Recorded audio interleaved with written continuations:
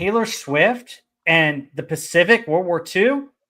What's the connection here? Find out in a minute on Rob Wright's Gen X Pop Culture.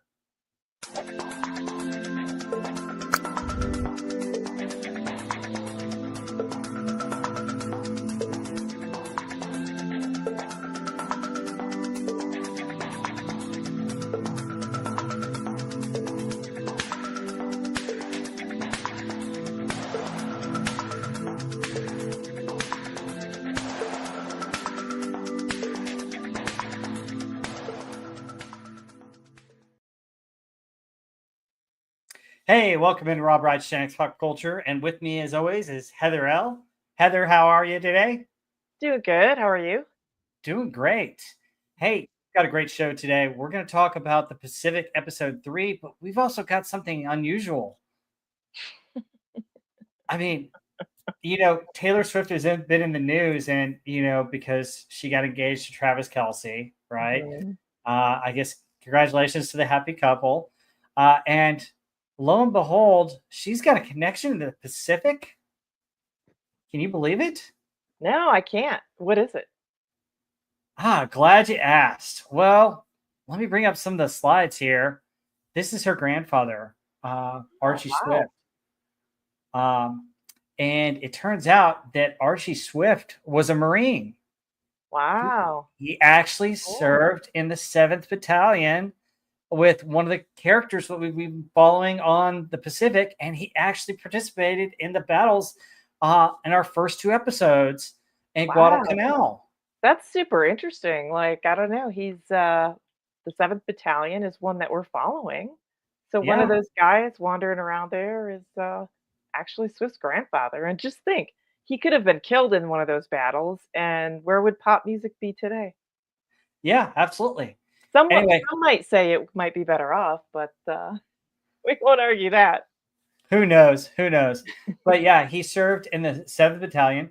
He was a gunnery officer. So, so while Basilone was up on the front lines with those machine guns that we talked about and everything that he did in the action, Archie was back manning the howitzers that were firing shells to kind of help them out and defend basically the runway that they had captured. They'd captured a runway in Guadalcanal and they were defending it. And Archie was one of the officers that would tell them where to shoot the artillery for the oncoming Japanese army. So he had a big role in that. So very interesting. And he's not actually featured in the series or seen, but I thought it was an interesting connection to pop culture. And I know that, there are among our friends several Swift fans that might find it interesting. Also, a lot of people have, nephews, nieces, daughters, that like Taylor Swift that might be an interesting connection. It might get them interested in World War II. Who knows? Yeah. Taylor Swift has this interesting connection Very to cool. World War II in the Pacific and actually this unit that we're following. So, Kind of see the resemblance. I see the a resemblance little bit. there. Yeah. Yeah. But yeah, he served with distinction and actually, apparently, I don't know her music that well. I know some songs in her early career when she was more on the country charts than the pop charts. And Swift Minus One is here as we're talking. And he's all happy that we're talking about Taylor Swift. But apparently she did in, I think, 2023, write a song about her grandfather. Who had since passed away. But it's pretty cool that she drew inspiration to write a song about him. So anyway, for all you Swifties watching, thank you for coming in. Thank you for watching. But here's the information. Her grandfather fought on Guadalcanal and was part of the 7th Battalion, which we're going to talk about a little bit today, which Basilone is part of.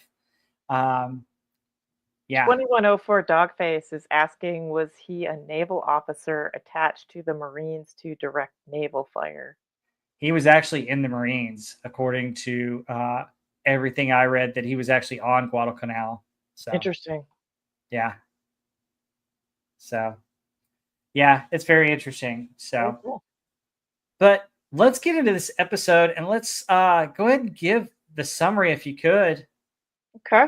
of this particular episode, and we'll move on into what happens to the 7th Battalion and the 1st Battalion. All right, here we go. Episode 3. After 4 months of combat on Guadalcanal, the 1st Marine Division is relieved and the men are transported to Melbourne, Australia.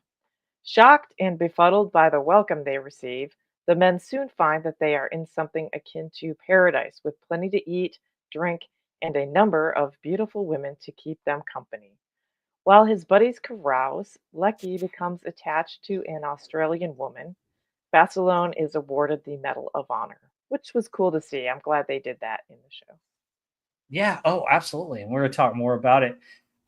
So one of the things that looking at this, unfortunately, guys, Marty can't make it. He's got a lot of stuff. He's a busy man. Hopefully we get him next time, but we'll see if he can make the next episode when we do it in October. But, it got me thinking, they were at Guadalcanal. Why go all the way to Melbourne, Australia?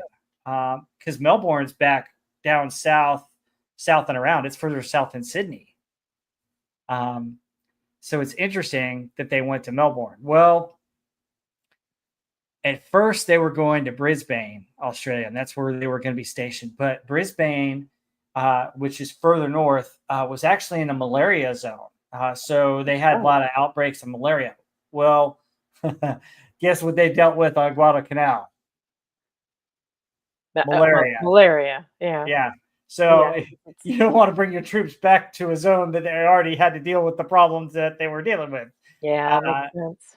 Yeah. So one of the generals had them moved down to Melbourne. So it's very interesting.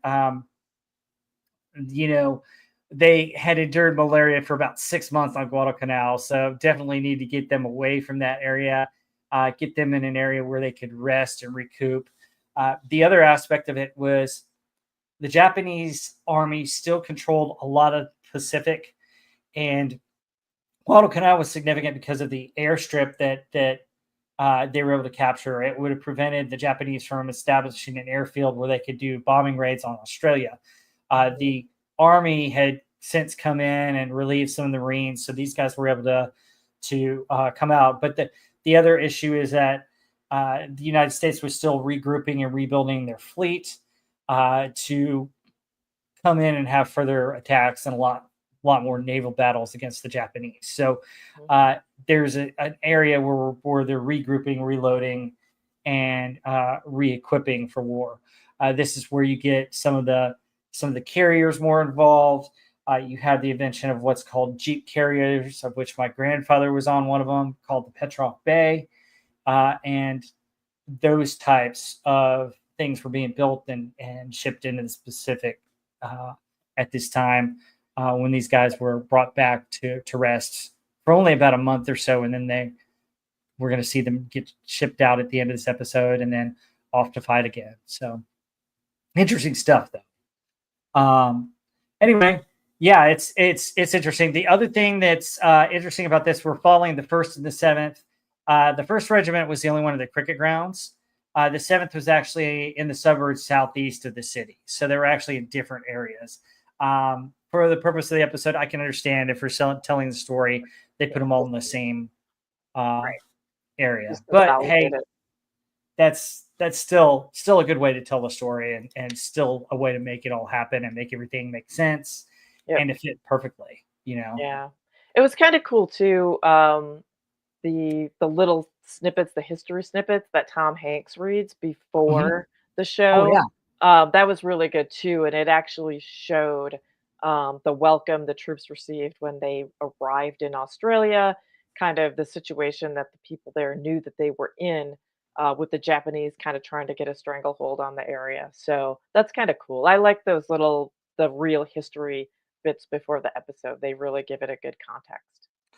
Oh yeah, and then guys, if you watch that, the other great thing about it is they had one or two guys that were living still at the time comment about their time in Australia, which was really cool too. I always that's what was so great about Band of Brothers is so many of them were living still at that time.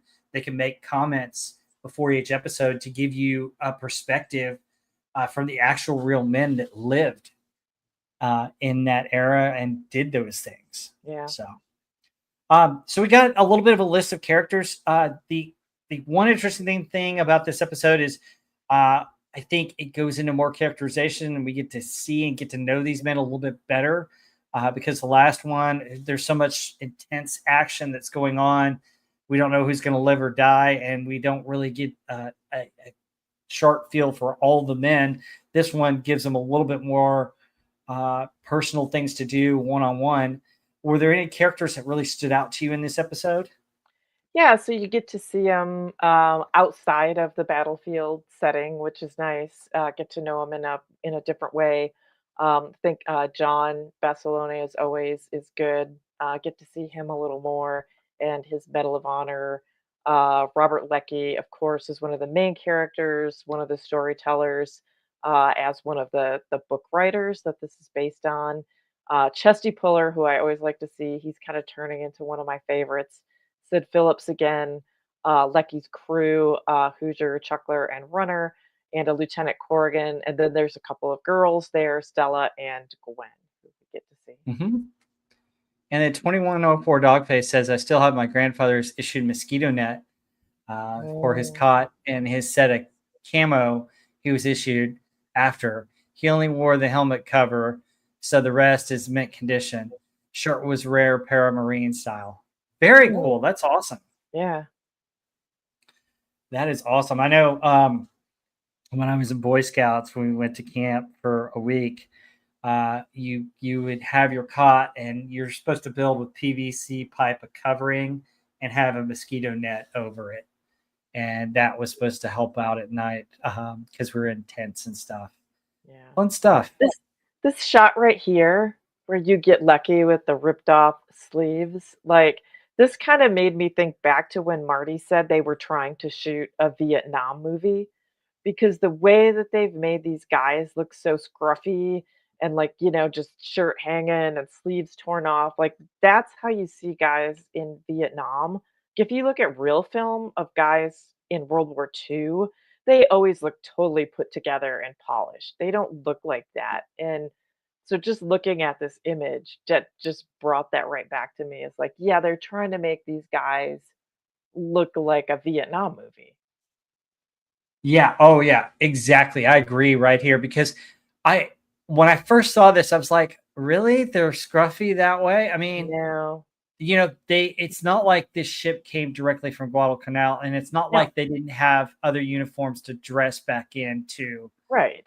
They would have back been on. able to get cleaned up on the ship. I Yeah. mean, when you see the real video of the guys coming off the ship, they're totally back to looking like they, in a clean uniform, put together. They're not looking like they just walked out of the jungle. Yep. And Marcelo Lopez says dressing that way would have gotten you written up. Yeah. Oh, Yeah. absolutely. Oh, I mean, 100%. there's a reason why they were issued shaving kits and other types of stuff, Yeah. But yeah, I totally agree. It's like you're trying to do, the whole Vietnam type thing. The other thing that's important here that we should mention as we get into this, a lot of the men that were their age from Melbourne and the rest of Australia were already fighting the war. Some of them were in Burma, but a lot of them were in Africa fighting against Rommel. Mhm. So it's interesting to have these guys come back. Now, you do have some of the naval officers in the Australian Navy, which the Navy was still very much in Australia to defend against the Japanese, but their army and their local military was over fighting the war in Africa and eventually Europe. Yeah. But it's interesting to see that they got the welcome that they did. I mean, and the kids yelling them, how many Japanese did you kill? Right.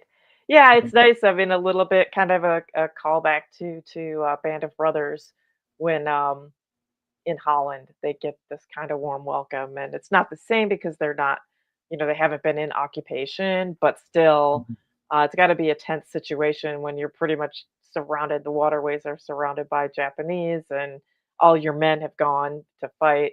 It would be a lot of that same Mhm. feeling. Yeah.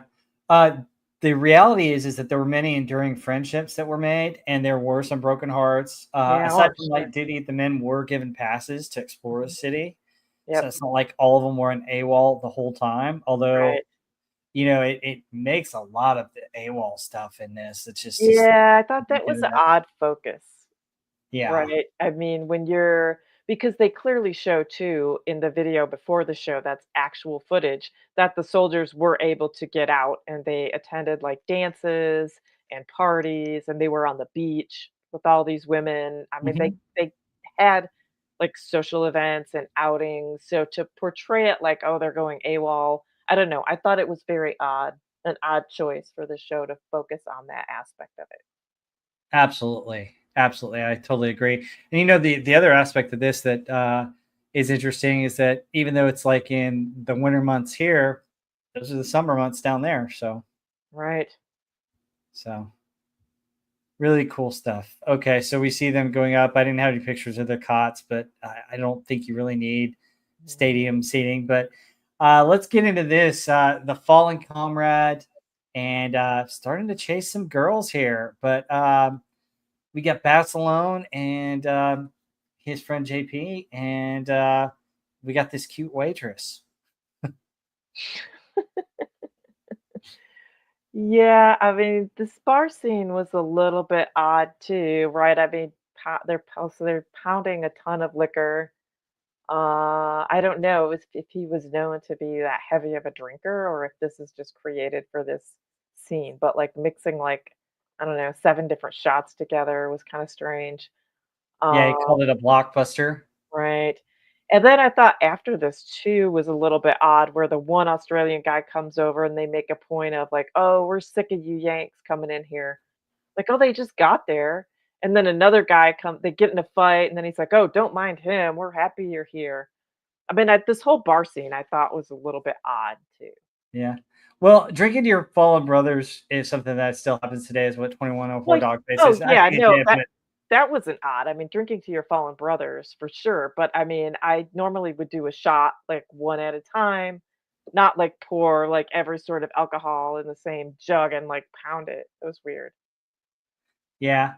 The funny thing is that I mean, they're drinking to a fallen comrade, and he I mean, it was like almost every type of liquor that they would have had at the bar. I'm just like, what? And I thought an Alaskan polar bear heater was a lot. But my goodness, I mean, I like how she marks, well, you're gonna have one heck of a night. Yeah. Um, but yeah, I mean, the bar fight is stopped real quickly, and honestly, that wouldn't have been surprising. I mean, to be honest, if that fight had continued, those two officers would have gotten their butts kicked because there were so many Marines at Oh, that bar. totally. I mean, Yeah. it's just it's funny. Prop blast bash or jungle juice. The other thing about it is that these guys are pretty young and they may not have drank a lot of liquor in their time. So he may not have known what he liked. you Maybe. know, I don't know. I mean, I don't know. I was a little bit more of a connoisseur than more people should know by the time I was 21, 22. But that's a different story for a different day. Uh,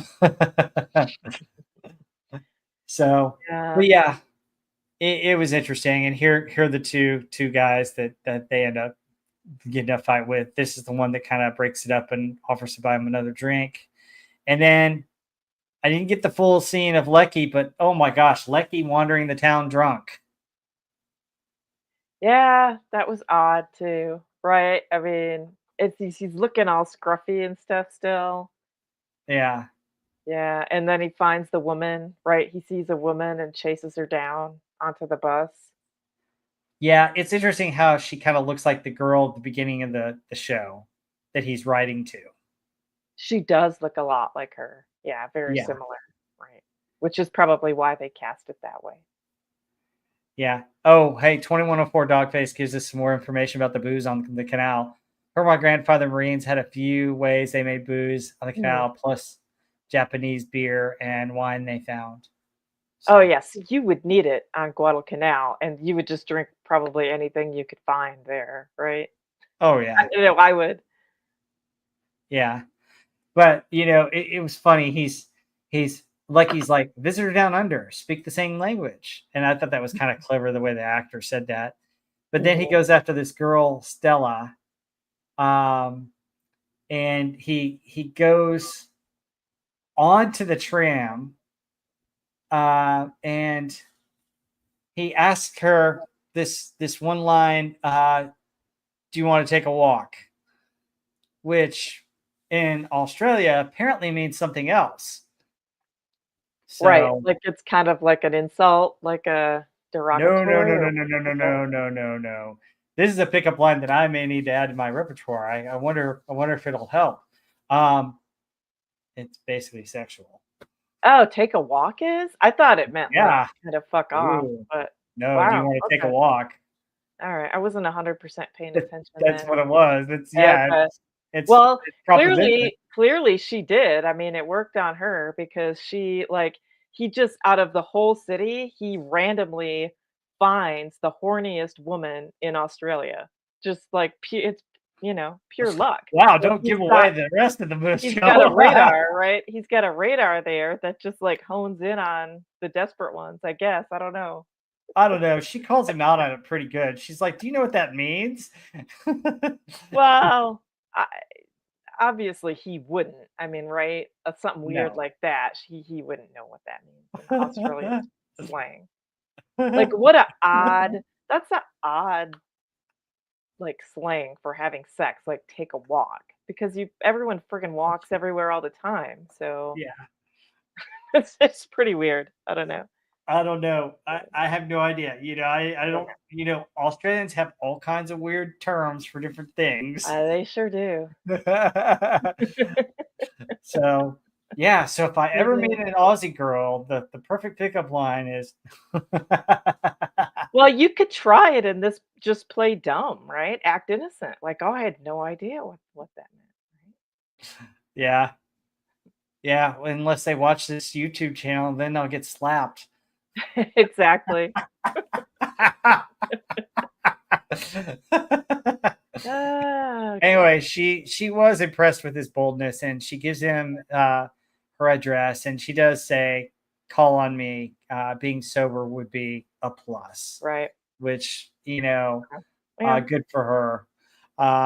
Her name's Stella, by the way, Mhm. and we're gonna meet and talk more about her a little bit later on. But let's find out what happened to Basilone on this. So I don't have pictures of Basilone in the office, but he gets notified by Puller. Basically, hey, you better straighten up and get your act right because you just won the Medal of Honor. I love how he shakes him down in there, and then what's his response to it? What's Basilone's response? Oh, I don't know. He's about to throw up, and Puller He doesn't want it? Puller puts the trash can. Hey, hold up! Don't do that on my desk. Oh, no, it's not his response to that, it's because he's so hungover. Yeah, exactly. Yeah, Yeah, no, I thought it was like an actual response to that. No, he's just hungover when he gets the news, and he's yeah, sick, but yeah, yeah, no, I don't think that was, like, Medal of Honor response though, right? yeah. He was He wondering was just sick. why Yeah, Puller had called him out, right. and Puller says you received the Medal of Honor, and then Yeah. he pukes, and Puller Yeah. grabs a bucket, and he's just like, ooh, oh. Yeah, that's from pouring all that alcohol into the same cup, which Yeah. is not a good idea. No, honestly, don't do that, and especially don't beer before liquor, never sicker. Liquor before Right. beer, you're in the clear. Yeah. So, mind those, and then also with your mixed drinks, don't stick with one liquor. Yeah, just don't mix in all kinds of stuff, especially not like wine and champagne with hard liquor. You really, Yes. really be sick. Yeah. Oh, exactly. And my grandmother used to drink a lot of champagne and say, "I'll drink to that all the time." But Oh, yeah, all right. guys, Don't it's drink cool if you anything want to be. green. Yeah, Yeah. I Yeah. That's true. Don't drink anything green. Yeah. I am right there with you. Peppermint schnapps was not a friend on one time, but more on that another time for another day. I also got an argument about how to make the perfect snuggler, but we'll talk about that another time. Um, the other thing about it is that guys, Buddy Love is a fictional character, even in the Nutty Professor. The Alaskan polar bear heater probably would do what it did to the bartender. So if you've seen the classic The Nutty Professor, you know what I'm talking about. If not, look up Alaskan polar bear heater clip. It's pretty funny. Um, anyway, so he's notified of the medal honor, and then it cuts to another scene where they're back in the bar, and we get Sid with him trying to pick up another young lady. Not that this scene was pretty cool. Yeah, with the grandfather, it was kind of funny, the back and forth with the grandfather, and she's giving him the rules and stuff, and it's, like, basically, like, all the same rule, like, don't touch. It was Yeah, pretty funny. I thought this was kinda cute. yeah, yeah. Strict rules about what he can do with the granddaughter. Don't touch the merchandise. Don't Rule do number two: anything. don't trust the Yeah, merchandise. yeah, He's like, just don't do anything.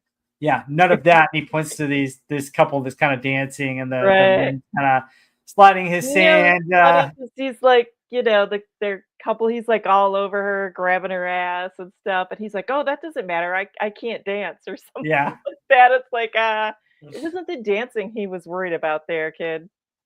yeah, It's funny. yeah. And then we cut to Basilone, who's got a girl doing something interesting, an interesting bar trick. So, Oh, yeah, trying to drink the shot off the top of his head so that he gets, like, the perfect view of her boobs. mhm. Yeah. You never fallen for that trick, have you, Heather? No, never. Yeah. Never. So it was interesting.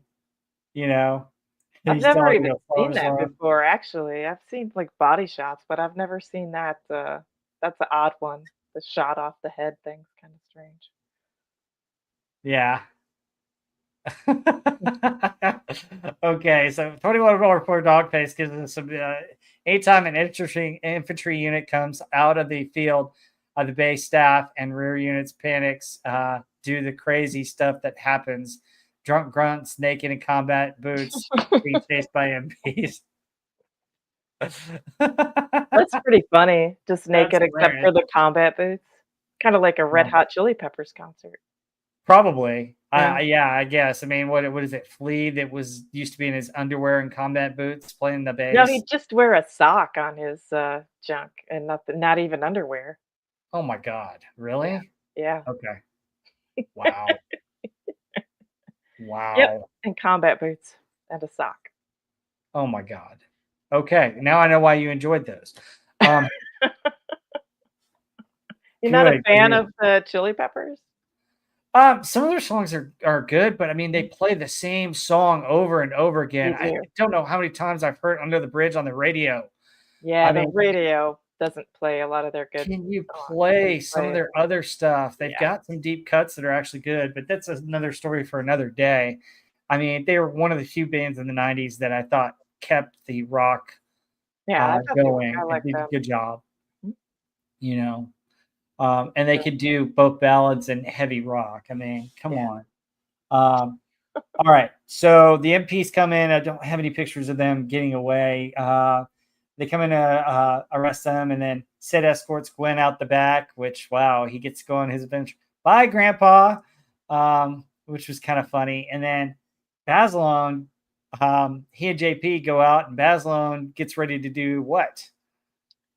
Gets is ready to, get the Medal of Honor, I think, right? Well, he's getting ready to steal the MP's Jeep. Oh, the MP's Jeep, that's right. And this was part I was still just thinking about how it was odd that they focused on them being AWOL, right? Because we Yeah. know that they all got passes, in the historical videos, it shows them, like, at dances, out socializing, out on the beach with a bunch of different women. So I think this was a little bit of an odd twist to me, right? Like the focus on them being AWOL and the focus on them stealing the Jeep. Like it was in a good context in Band of Brothers, right? Where he steals a Jeep. It's kind of funny. It's a joyride and they're, like, Yeah.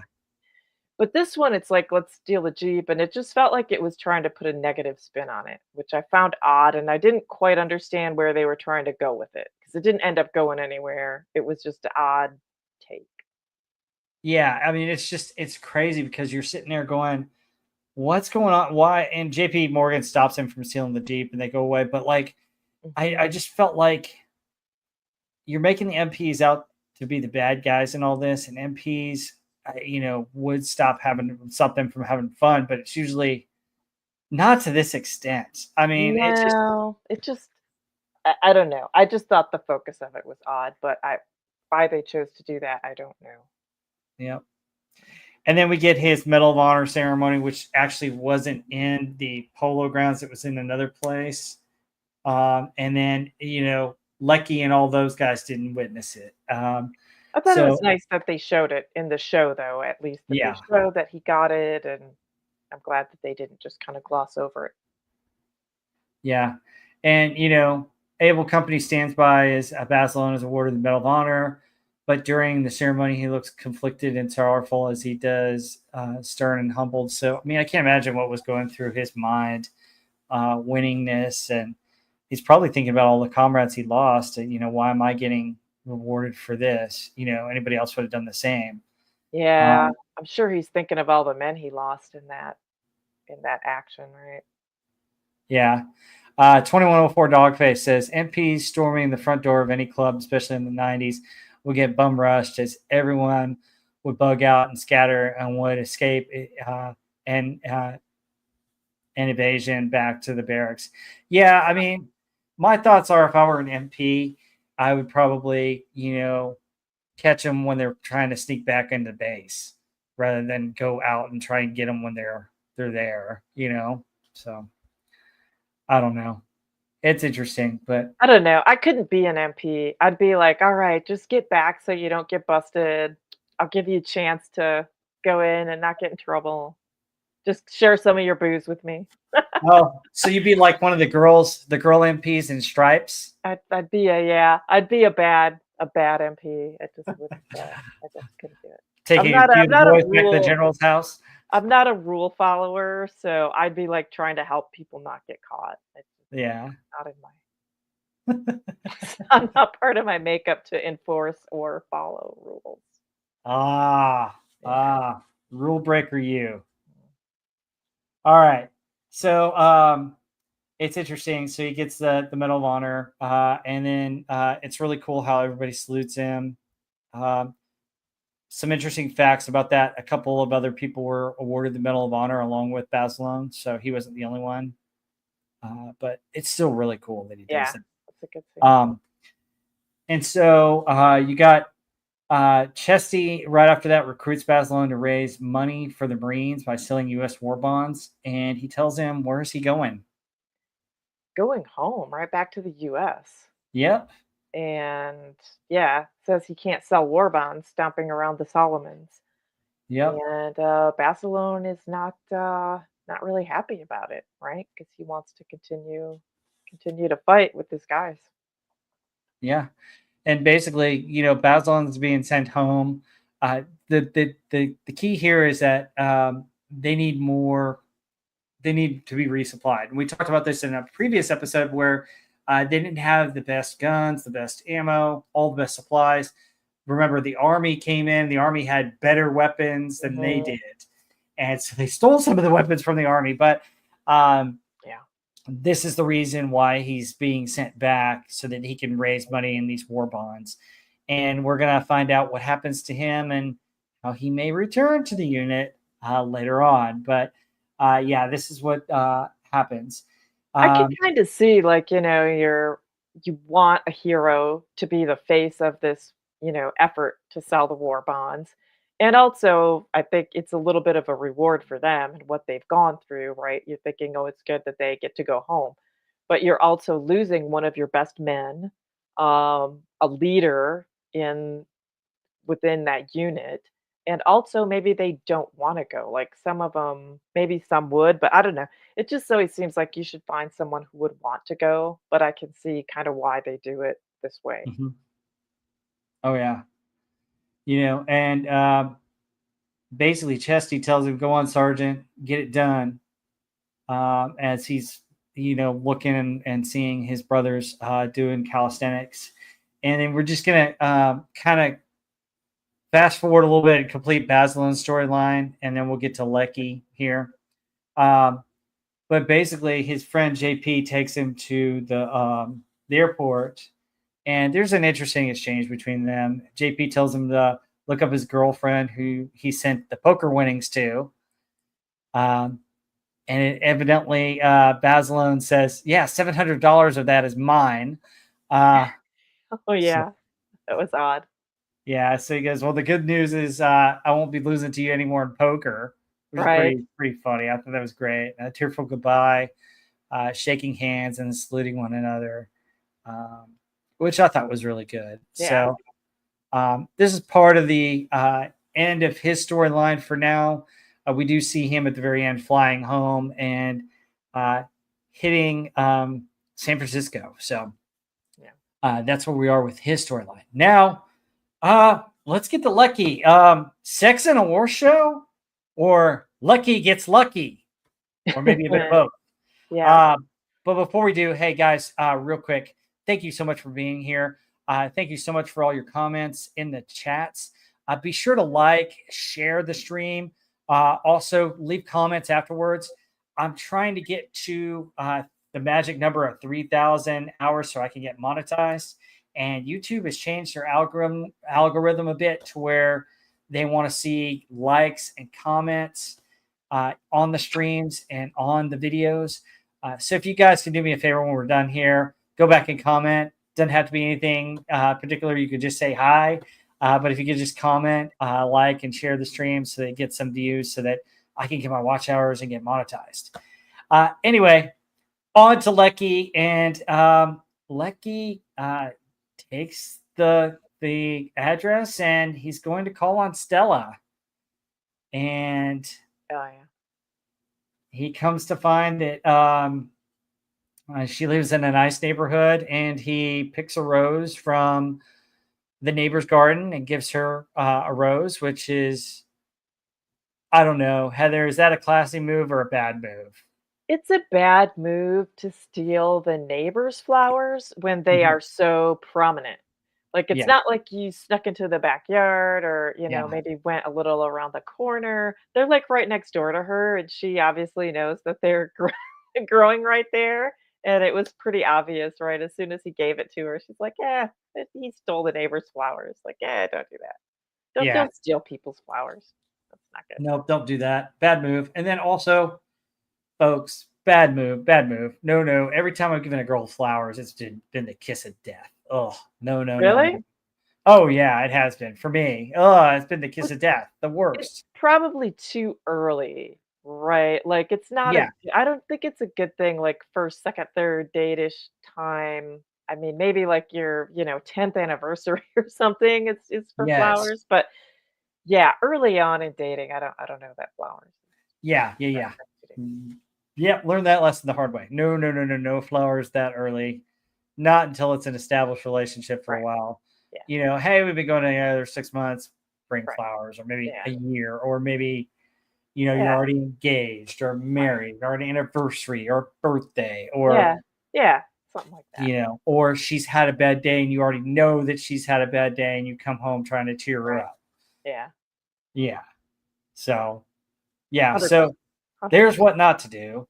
Um, Rob's hard-learned dating lessons. Oh my gosh, I got a billion of them. I got a billion of them. But hey, Oh. learning is how we grow, right? Oh god. Yep. All right. So she invites him to eat dinner, and her mom is Greek and her dad's Australian, and we'll get to see pictures of them. So there's her mom, and then her dad, and basically they're surprised at how skinny he is. So they sit him down and they feast on a Greek meal, and he comments that it's almost like Thanksgiving. Oh, yeah. It's just the same thing as, like, an Italian family, right, or a Uh-huh. Greek family. If you go Yeah, to their house for dinner, it's just gonna be an average night, and you just, like, way too much food, so, yeah, this is a typical Greek or Italian thing to just get a huge dinner. But yeah, this was interesting, right? I mean, her family kind of embraces him and are nice. Yeah. So now we get to kind of the steamy part of it, and I don't have pictures of the steamy part. We're getting into the more of the meal, and they have wine, and then they invite him to stay in the guest room instead of they find out where he's sleeping in the cricket grounds, and they invite him to stay in the guest room. And then, yep, I don't have a picture of So it. Yeah, go ahead. Well, so maybe do you think maybe they know that their daughter is a nymphomaniac, so they, like, lull him into a stupor Well, with, before you call her food and nymphomaniac, you might as wine well and describe the scene. put him into the guest room, and it's just like a trap, right? He's trapped there. Well, hold up. Let's talk about how the seduction and the steamy sex happens in this show. I mean, come on. You're I'm skipping sorry, over the good part here. I didn't even see it. Like, he's laying in bed. She just is like, this is totally absurd. Because she just walks in the room, takes off her clothes, and just bam, just get busy. Like, that's just so unrealistic. No, I get it. You're I don't ruining all kinds of I'm not fantasies of all the seeing it. guys in the chat here, Heather. I mean, I'm not seeing it. She's from, like, a traditional Greek family, young. I mean, it's not like she's just some floozy.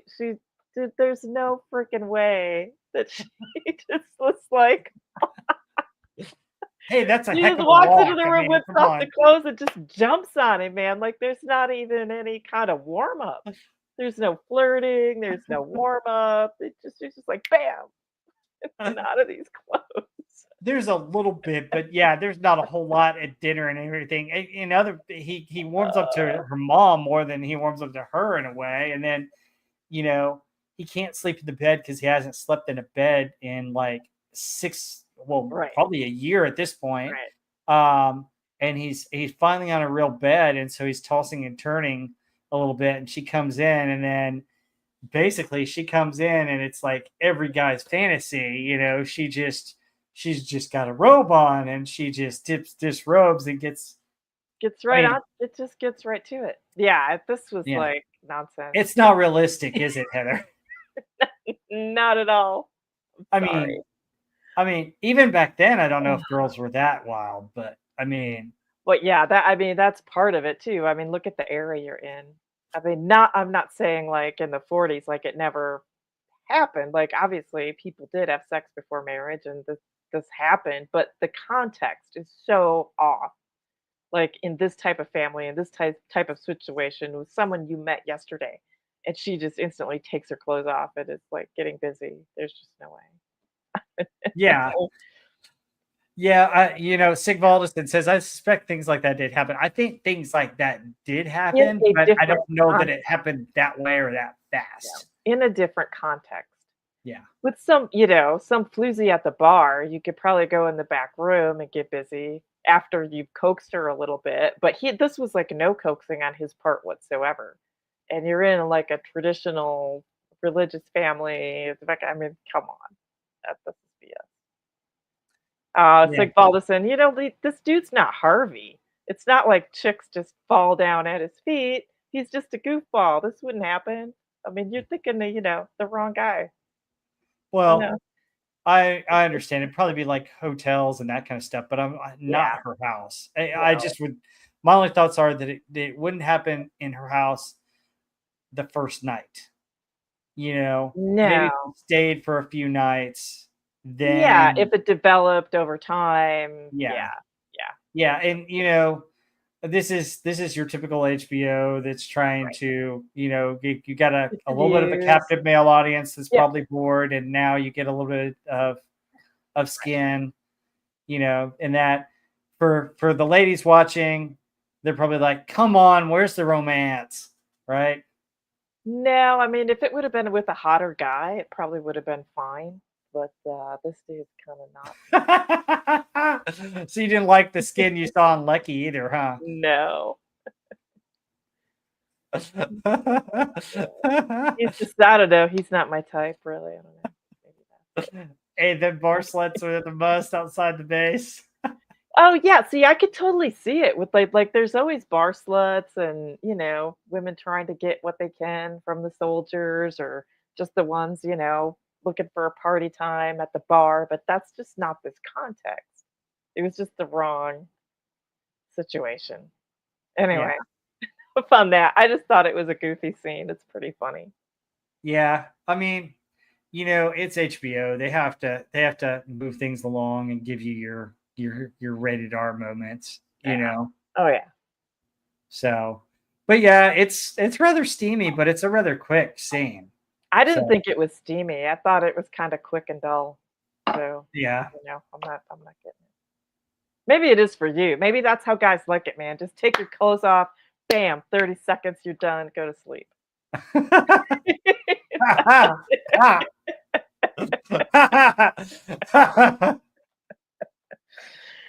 Oh, I don't god. know. It, man.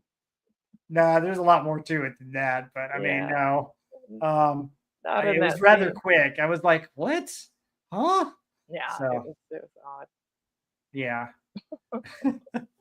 All right. So anyway, so Leckie, basically is like, "Hey, let me earn my room and board." So they're clearing vines off the house. Um, and let's see him drinking water, and then there's another scene that they have in the field, which doesn't do anything either. And he gives her a couple of gifts. He's able to find a leg of lamb to cook, Mhm. and gives her, like a jewelry box type thing. Um, he finds out that a Greek soldier and friend of Stella's was killed in action, so he goes to the funeral. And then there's another night where, uh, they're going to do something, and she's like, "Oh, my mom's still up," which that's more realistic, you Yeah, know. But yeah, there's her in her robe. But this is another scene after, not that night scene. right. So anyway, so he has to go back to the base after that, after going to the funeral, and he heads back to the base, and we're getting into some training. So they've got to go back and do some training before they go back to war because they're there for war after all. And I thought, basically, he finds the Marines packing their gear. R&R is over. Time to head out and get back into shape. He doesn't have a chance to tell Stella that he's got to go on this training mission for a few days. Um, so uh, they get on there, and they're on the train, and these idiots are shooting at some cows, which I thought this was disturbing. Yeah, this was bad, and I don't know, like, are they trying to make these guys unlikable or seem stupid? Like, why? I mean, seems like they would know better than to be shooting like people's cows, like in their fields. Like, On a train that's running. right? I mean, really? I don't know. To me, Yeah. this just didn't seem realistic either. No, and if I were the Marine Corps, I would have gotten mad at that scene, especially. Yeah, So, Sigvaldason said that would have gotten those Marines court-martialed. That's exactly. what I was thinking, like, to me, this didn't seem realistic at all, it just seems like a bunch of yahoos, you know, on a train, I don't know. Yeah, and he's like, "Oh, check out how I can shoot, how accurate I am with this gun." It's just dumb. And then, like, he calls them out, "Those are milk cows, not our dairy cows, not for meat." And it's just Right. like, what are you doing, dude? Right, even if it is, you can't just even if it is for meat, you can't just kill someone else's cow and leave it there in the field, like, I don't know. I thought this was goofy, it just didn't seem realistic either. Yeah, and they're taking like 100 miles, and they're gonna march back to Melbourne, and they're given a sack of rice and some raisins, Right. which, Eh, and then they're told that a Japanese soldier can survive for what, a couple weeks on those. right. I don't Yeah, know. I don't know I if I don't could survive a day with rice and raisins. yeah, I don't know. It's like the TV show Survivor, Eat Your Nasty Rice, which, I mean, you'd think they would want them to eat good, get their strength up. I mean, they're gonna have plenty of just trying to survive on rice once they actually get their, get Yeah, back into battle. Like, why do that? yeah, yeah. Again, I think it's almost like a nom thing in a way. Yeah. Uh, Now, the one thing I will say that was disgusting that was probably a little bit more realistic is the blisters on their feet. Yes. Yeah. But that's a scene that's just like popping blisters is not fun, and I don't even want to No, think that was about it. gruesome. That was pretty gruesome. But one thing that bothered me about it is that you know what you're supposed to really do with it, right? You're supposed Yeah. to pop a blister.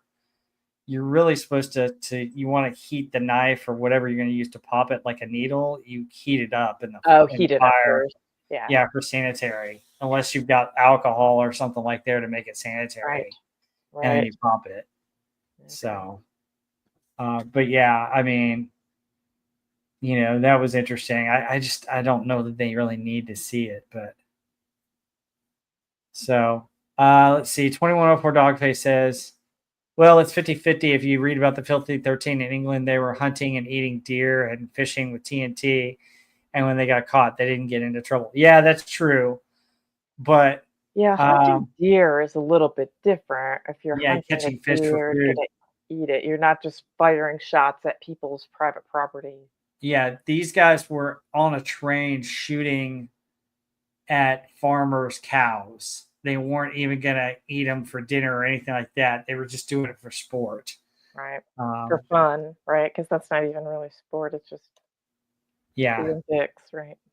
Yep. And then you go through a lot of moleskin, snortopus cuber. And if you guys don't know what moleskin is, it's basically stuff you put around a blister so that your foot will be more comfortable in the shoe. Yeah. So they recorded it for their YouTube channel. That's a good one. 6 months in. Anyway, they get back from their training mission, and Bob goes to see Stella, and wow, he's got his hand on her knee in that picture. Ooh. What happens? Oh, she just dumps his ass, man. Okay, so she basically just used him for sex because she got down like that a few times, and then she's like, "Oh, nope, you're probably dead anyway, so I'm not going to talk to you anymore. You're going back to the war. See you later. Piss off." I thought this was pretty lame. I mean, this was really lame. Like, oh, I can't talk to you because we've already lost too many people, and you're going back to the war, so we're basically done. Like, dude, your family's already gotten close to him. You've already screwed him a bunch of times. Oh, but now, like, oh, I can't get close to you because we're just gonna lose you. Yeah. This was pretty lame, man. I don't know. I don't know. Yeah. Yeah, basically, Bob, you don't want to come back to us. I don't want to lose you. Mama does too. I can't do that to her, and I won't let you. You know. He does ask her if she was pregnant, and she tells him no. He walks away, and Stella starts to weep. So that's the end of that romance. I mean, And she just, I don't know. I said, man, she just needed to get laid, and I guess used him for sex, and then was like, yeah, see you later. I don't know. And to be honest, I think this is where we're getting. I mean, she's more empowered than he is on this. I mean, usually it's the guy saying, "Hey, I'm about to go away. Right. I'm not going to come back. I don't know if I'll ever come back." It's not. It's kind of turning the tables on it where she dumps him. Which I think, yeah, the writers wanted to probably turn the tables and make it Mhm. that way, but it just doesn't make sense to me in the context. No, Again, no. whoever wrote this, I don't think had a good grasp of reality, right? They just wrote what they wanted to write without really having it make a lot of sense.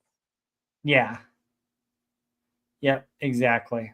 And so he drowns his sorrows in a bar and then returns. And Jurgensen's on guard duty. And Jurgensen's basically, "Hey, Leckie, can you watch this for me? I gotta take a leak." And you would think that Leckie would just be like, "Okay, let me just hold your gun. And I'll just stand here." And then the officer comes up to him and he's slumped against the wall. And, it's Kurgan and demands to know what Leckie's doing. And Leckie, all he had to do was say, "Hey, JP just wanted to take a leak. I'm just watching things for a moment while he goes and gets it." I think everything would have been fine, but he's so drunk and out of it. I mean, This was another odd scene, and, like, the dude, like, why can't he just pee against the wall right there? Like, did he took off somewhere? Like, he's a girl who needs to find a bathroom? Like, just pee against the wall there. Like, what are you doing? I don't know. I did this whole scene was odd again. Another odd scene. And, Yeah. yeah, why is he trying to buckle the thing? I mean, just Yeah. stand there for 2 seconds. Yeah. And I mean, I heard it happen differently in real life, that Leckie really did have some run-ins with that, but not like this. Okay. Um, this is kind of awkward and odd.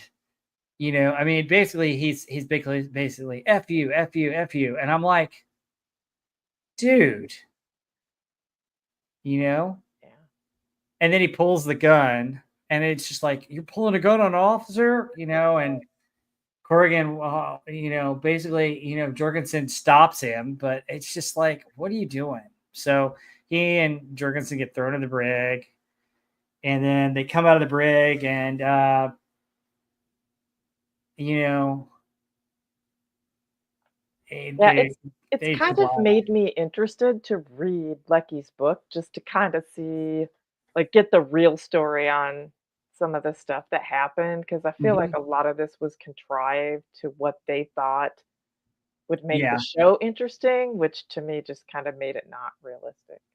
yeah, and he got off lucky from that, but Right. um, all right, so we'll tell you a little bit more about Leckie in a minute, what happens with him.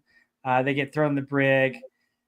We go over and we see a little bit of JP's story, which I thought that was interesting. This is probably looks more like what we saw in the footage of the actual soldiers. Yeah. You have this scene where a couple of guys are with the girls, and then he's with Gwen, and they're picnicking, and he's in his uniform. I think this is more realistic. Yes. You Yeah, know, to me, this was more realistic the way this happened, the way that now he's probably gonna leave, and then they get together after they've spent some time together. But this just felt like it made a lot more sense and more how it would happen. yeah. Now the MP's coming up to him at this point. I think. I mean, it could have been he was on AWOL when he was supposed to be on duty or something like that. But I just more of that just kind of bugged me a little bit. Um, Yeah. but he and Gwen end up going to the motel, and then Mhm. that's more realistic. Yeah, There's your more realistic steamy sex scene that they yeah. don't even show. Right, You yeah, know, that one was definitely you I could know. I could buy that one. Yeah, so they check in a motel room and spend their last moments in bed together. Now, there were some guys that reality did hook up with Aussie girlfriends, and then actually came back and married some of them. So Mhm. you did have some of that. So Yeah, I um, believe it. anyway, yeah, we get that, and then Jurgensen and Leckie emerge from the brig. Corrigan tells them that he received new orders to reassign Leckie to Battalion Intelligence, which is always fun. And then Jurgensen's jaw drops as Leckie looks deflated. The episode ends with the Marines getting back on the boat and cheering crowds, and Basilone arriving at home. So here's some of the last scenes, and they're on board, and they're looking out, and Yeah. they see who they think is the girls that they were once with. And the other thing that's funny about this is, I don't know if you noticed what was in the air that was kind of floating around that was kind of funny. Yeah, I don't know, I can't remember. Prophylactics. Oh, really? I don't think I noticed that. Yeah, you didn't notice the Floating condom floating in the air. It was floating like, in the air? No, I didn't yeah, I don't think I saw that part. I didn't catch that. yeah. That's funny. Marines were at the time they were issued British battle jackets for their dress uniforms, along with khaki shirts and Yeah, ties. So, right. but yeah, I thought that was pretty funny. But yeah, that I didn't get a picture of that because they didn't have a picture of it. But yeah, they're prophylactics they're Yeah. doing that. But let's tell you a little bit some interesting facts about this. Um, so getting into the end of the episode, Sid Phelps is portrayed as going on a date with an Aussie girl. He recalls that it was a blind date to help his friend Deacon. Afterwards, the two Marines are lectured by the girl's mother, who reads them the Articles of War, which is what the grandfather Right. reads to them, and regarding the behavior with her daughter. So I thought that was interesting. Yeah, Uh, that was actually pretty funny. So they did a yeah, spin on that. yeah. So the whole portrayal that we saw, the off the cuff love story that you thought happened way too fast and way too slutty and way too what the hell, um, with Stella never happened. It was all made up. Um, Good at least thinking. he did not write about it in his memoir. Some Marines ended up marrying the Aussie girls they met in Melbourne. I will say this, that there was apparently the barmaid that served drinks to Basilone and JP Morgan. There's a story in Leckie's book about her, and that's where they get her in this.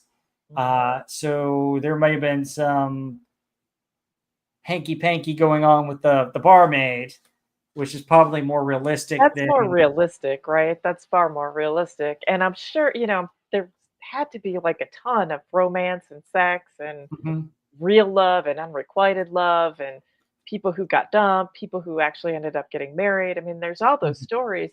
So the way that they chose to do this was just odd because I feel like Yeah. there's so many better stories that they could have told. They could have portrayed it a little bit better than what they did. Or even make it to where Leckie thinks that she reminds him of the girl back from back home. Right. I mean, who he eventually married. Right. I mean, spoiler alert, but Yeah. it's just like, okay. I mentioned during the Medal of Honor ceremony, they neglected the presentation to three others who served on Guadalcanal: General Vandergrift, Colonel Edson, and Mitchell Page. Afterwards, Basilone is seen boarding a transport plane in the United States.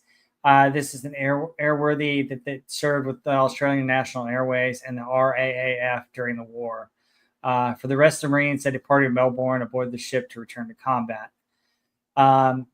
So Leckie and Jurgensen's sentencing for drunkenly pulling a handgun at Superior did happen. The circumstances had nothing to do with Leckie's love life and were instead the pinnacle of numerous confrontations between Leckie and his superior. So apparently Yeah. Leckie was not one for rules either, Heather. Yeah. So that makes more sense with his Yeah. character, right? I think that would have been a better portrayal. Yep. So the character of Gwen, whom Phillips becomes romantically involved in, is based on a teenager named Shirley Osborne, the real Phillips befriended. Although, according to Phillips, the two never consummated their relationship. And remember, Sid Phillips he lied about his age. He was 17. He just turned Mhm. 18. Yep. Remember the birthday song for him. Yeah. Uh, how blanked are you now? How blanked are you now? Yeah, that Um, was good. Anyway, although according to Phillips, the two never consummated their relationship, 10 years after the war, the two would reunite when Osborne visited Mobile, with Osborne's son later marrying Phillips's daughter. Mm. So interesting. Yeah. Your next generations married each other. That's kind of cool. Mhm. That shows that the friendship was a little bit more, but Yeah. who knows? Yeah. Um, the episode was designed to get to know the characters better, since the rest of the series focuses in on the battles. So anyway, that's some of the facts and figures about this episode. Overall, I thought this one was a little bit of a stinker. What Mhm. about you? Yeah, I would say, definitely not the best episode. Marcelo Lopez, I think, got it good. They Hollywoodized it, right? It was not, they just kind of made it up, and it's unfortunate because it was the chance to kind of get to know the characters a little better, and instead of actually doing that, they made up their own story that they wanted to tell, which I didn't think was that great. Probably would have been better off sticking to the real stuff. So, yeah, I would say not my favorite episode. Looking forward to hopefully getting a little bit better stuff up in the next one when they get back into some of the war stuff. Yep. And then, Marcelo Lopez says Band of Brothers, as I understood it, was more accurate. Yeah, Yeah. a lot more accurate. 2104 Dogface has a plug. Says that his friend Joe is going to have Sledge's son on his podcast talking about his father. That should be an interesting Oh, that'll be good. podcast. That'll Also, be he's good. working on a book about his father. That's really cool. Yeah. Um, that's We'll pretty see. awesome. So, But yeah, we'll see. I mean, they're getting shipped out to, I think Guam is next. So we'll find out what happens going forward from here. But some of the characters getting to know them was great, but the story around them that they decided to portray was total dud. I Yeah. mean, I thought Basilone's storyline was a little bit better. I mean, that part makes sense, but it's only like maybe a quarter of the stuff. The rest is about Mhm. Leckie and Stella, and frankly, it wasn't very well written at all. No, it was not a well-written love story. I mean, honestly, when they kind of had to split or when she dumped him, however they would have done it, like the way they did it, like her dumping him or if he would have dumped her, I didn't feel anything because I never felt any connection there. It's not like they really spent any time like getting to know each other or really connecting. It was just kind of like you could have screwed any random person you found in the bar. So you're not going to be heartbroken when you leave them. It was just there was nothing there. There was no substance there that ever developed that made you feel like, "Oh, I have to go back to the war now. Who cares? Because 'Cause you're just another person that I met on the street." It was just Yeah. odd. I don't know. Well, I didn't and get it. and and the other thing about it is like there was no like romance to it. No, none at all. It was just wham bam thank you ma'am or wham bam Mhm. thank you sir in this case, but it Yeah. just and it almost puts her not being a barmaid or something like that puts almost like 21st century Yeah. type Yeah. actions into a show that takes place in the 40s.